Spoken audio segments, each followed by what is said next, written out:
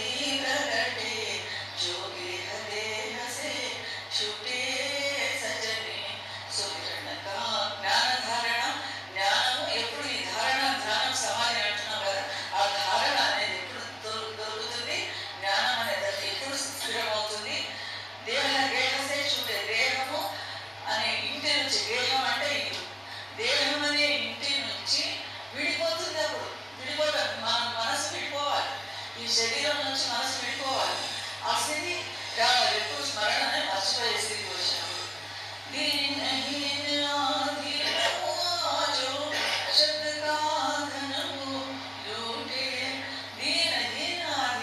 ఎప్పుడైనా కూడా సద్గురు దగ్గర అహంకారం పనికిరాదు. దీనులపై ఉండాలి. ఆయన దీనానాథుడు, దీనానాథుడు, అహంకార కమండనాథుడు కాదు.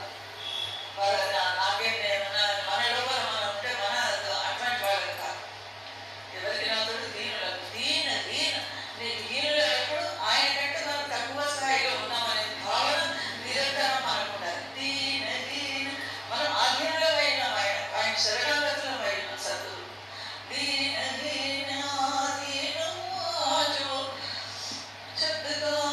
అటువంటి వాళ్ళే శబ్దం ధనం కోరుకుంటే, శబ్దం అనే ధనాన్ని దోచుకుంటారట, అంటే సాధించుకుంటారు. శబ్దం ఎందుకు శబ్దం అంటున్నాడు?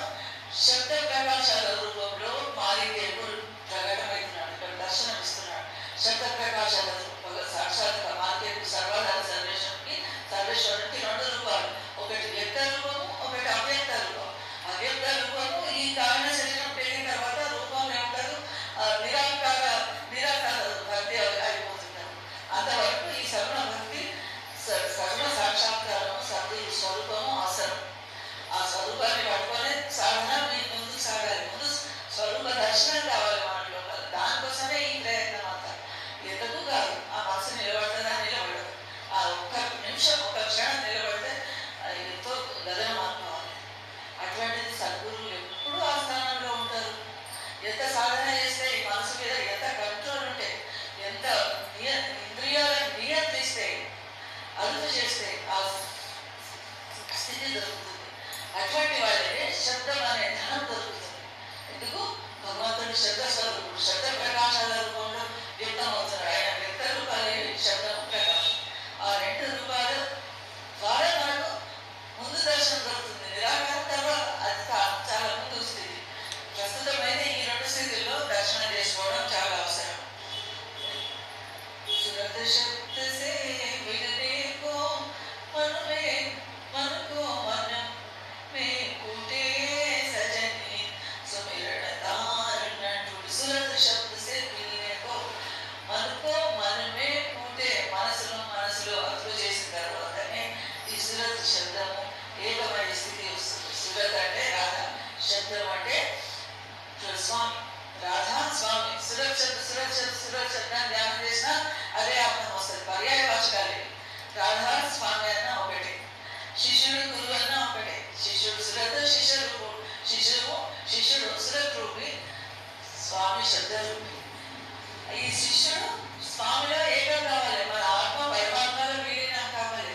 రాధ స్వామిలో విలీనం కావాలి. అది రాధా స్వామి మాత్రం చెప్తున్నారు. త్యాగ వైరాగ అనురాగ పదే సబ్ దయా క్షమాకే. త్యాగ వైరాగాలు, ఎంత త్యాగం! ఒక్కొక్కటి ఒక్కొక్క పదం చాలా త్యాగము. దేని త్యాగం చేస్తున్నాం మనం? ఏది త్యాగం చేస్తారే? అన్నీ కావాలి. ఈ ప్రపంచంలో ఉన్నప్పుడు అన్ని ప్రపంచంలో ఉన్న వస్తువులన్నీ మనకే కావాలి అని అనుకుంటాం. ఎక్కడైనా త్యాగ భావన కదా. ఒక డబ్బు వదులుకోవడం కానీ, లేదా సేవ చేయడానికి శ్రమ మన టైం అన్నిటికంటే టైం వాల్యూబుల్. డబ్బు కంటే టైం, మన time is more precious than money అంటారు. మనీ కంటే టైం ఎక్కువ విలువైనది. పైసలు పోతే సంపాదించుకోవచ్చు, టైం పోతే మళ్ళీ ఒక రోజు కూడా ఎక్కడ కాదు. మరి ఆ టైం అన్నా మనం కేటాయిస్తున్నామా? నిస్వార్థ సేవ, ప్రపంచాని కోసం సేవ. ఎట్లా మదన్ మోహన్ మాలవీయ కాశీ యూనివర్సిటీలో ఆయన స్థాపించిన ఆయన నిస్వార్థ సేవ చేసినందుకు ఆయనకి ఇంకొక జన్మ ఉండదు అని అంటారు. నిస్వార్థ సేవ మన కోసం కాదు, పబ్లిక్ కోసం నిస్వార్థ సేవ చేయడం త్యాగం. అది త్యాగం. వైరాగ్య పోరాటం లేదా మనసు లోపల వైరాగ్యం లేదు. ఎంతసేపు రాగమే, రాగద్వేషాలే మన లోపల ఉన్నాయి. అవి వదిలిపెట్టుకుంటే త్యాగం వస్తుంది. త్యాగ వైరాగ అనురాగ పదే సబ్. వైరాగ్యం అట్లనే అనురాగం అంటే ప్రేమ. ప్రేమ అంటే మోహం అనుకో. ప్రేమ అనేది కేవలం సద్గురుతో గురుతో అయ్యేదే ప్రేమ. వేదాలంతా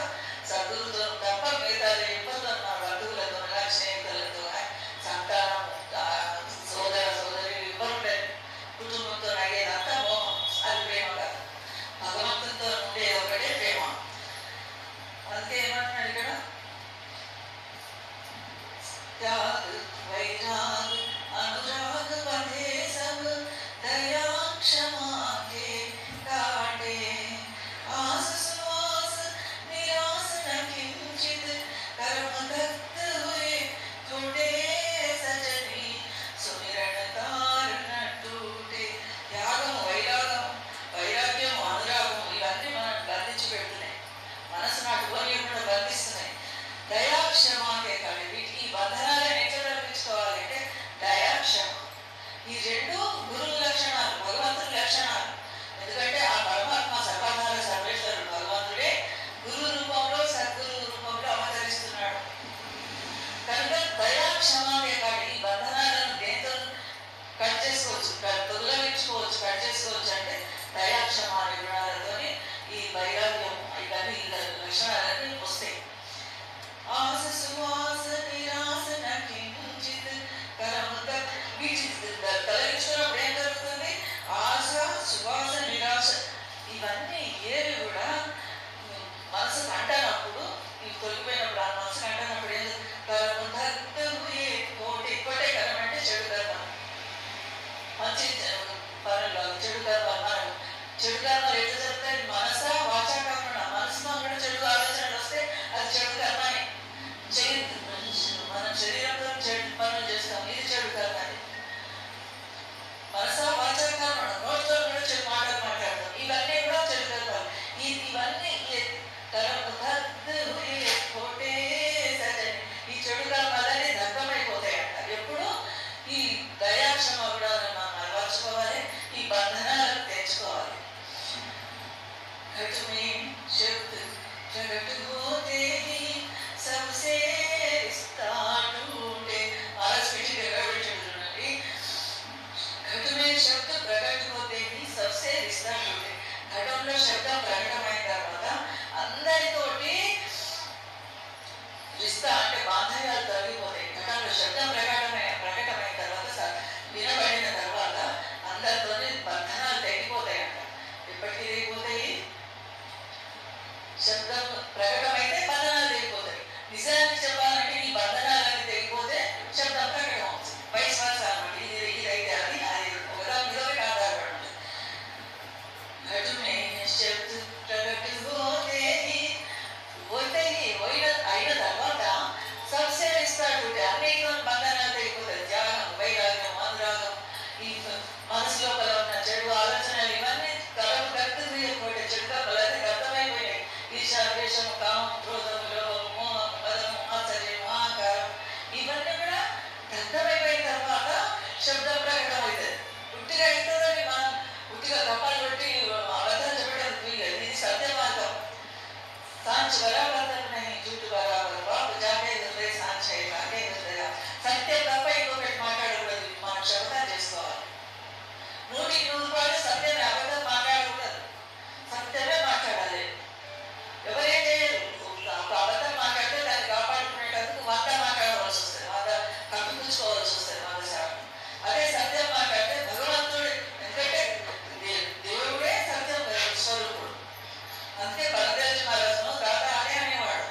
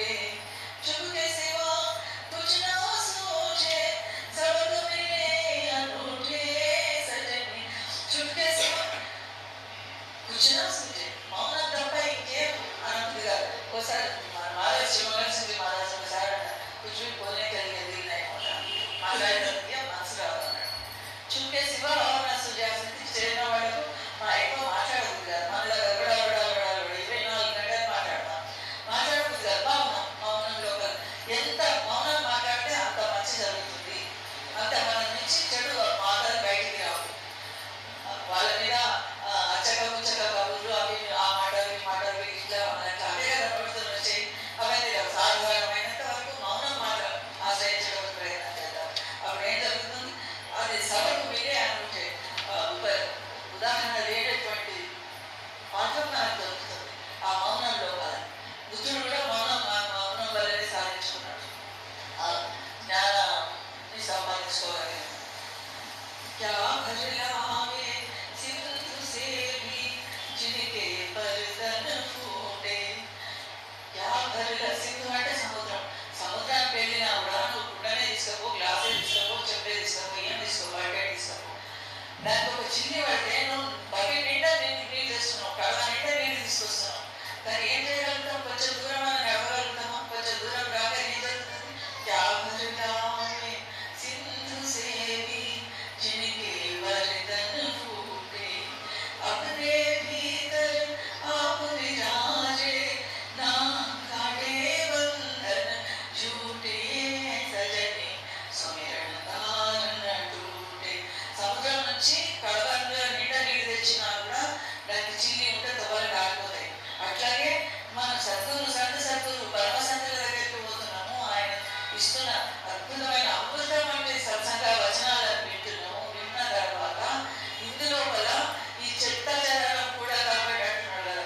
ఇవే రంధ్రాలు, మన శరీరానికి ఉన్న రంధ్రాలు. కామం, క్రోధం, లోభం, మోహం, ఈర్ష, ద్వేషం, అసూయ, అహంకారం, గర్వం, ఇవన్నీ చిన్నులతో సమానం. ఇవన్నీ రంధ్రాలు మన కుండలో, హృదయమనే కుండలో ఉంటే, విద్యలో ఇవన్నీ ఉంటే సద్గురువు ఎంత అమృతం పోసేది ఇవన్నీ కాలిపాయి. సముద్రం నుంచి నీళ్ళు తెచ్చుకుంటే ఒక్క చిల్లి ఉంటేనే నీళ్ళని కాకపోతాయి ఇంటికి పోయే వరకు. ఈ హృదయంలో కదా ఉండకుండా నీళ్ళని గుణాలు ఉండి ఇవి రంధ్రాలుగా పనిచేసి సద్గురువు వస్తున్న అమృతాన్ని బయటికి పారవస్తాయి. మనకేం దొరకదు. అదే మాట చెప్తాడు మహారాజు. అప్పుడే మన లోపలనే ఉన్న విరాజమానం అయి ఉన్న సద్గురువు ఆయన వందనాలు. खुशबू भैले फिर तो चौदिश जब भैले प्रेम के बूटे. खुशबू అంటే సువాసన, సుగంధం. ఖుష్బూ భైలే ఫిర్ తో చౌదిష్, నాలుగు వైపులా కూడా ఆ సువాసన వ్యాపించిపోతుంది. ఎప్పుడు జబ్ భైలే ప్రేమకే బూటే. ప్రేమ అనే బూటే అంటే లత, తీగ.